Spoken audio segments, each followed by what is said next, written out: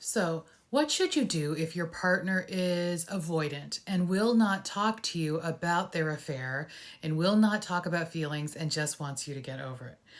Okay, common situation, and it just adds to your pain, right? It's very, very hard to try to deal with somebody who runs away from you every time you want to try to talk about your feelings.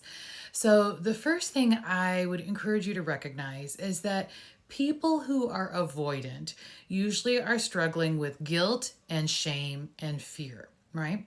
They feel terrible about what they have done. They feel terrible about who they are and what this says about them.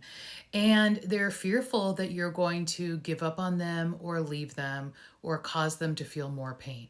So they're a big ball of fear, basically.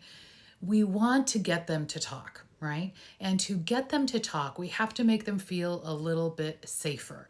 So that means we need to try to address some of that guilt, shame, fear. So, what you can say to your partner, now you don't have to, right? You don't have to do anything, or you can, work with a therapist who will help you do this. But if you want to try to do this on your own at home, you can say to your partner, I know it's so painful for you when we talk about the affair. I know you would rather sweep this under the rug. Candidly, so would I. I hate talking about it. It's horrible. It hurts. This is awful. However, if we don't talk about it, we probably won't heal from it. I know I won't heal from it.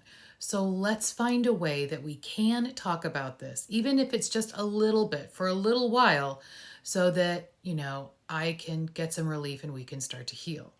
They might still blow you off and say, no, I don't want to. That's a time when you say, well, we have to.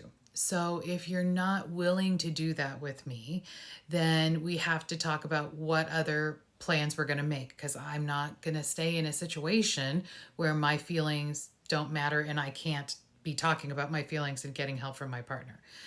They might still hem and haw, just let them hem and haw.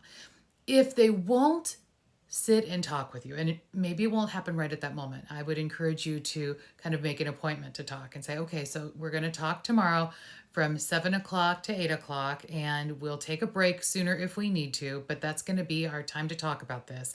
And the rest of the time, we're going to do other things that feel good and try to have a little fun with each other, try to be positive with each other. That's very hard to do at first, but we're going to give it a try.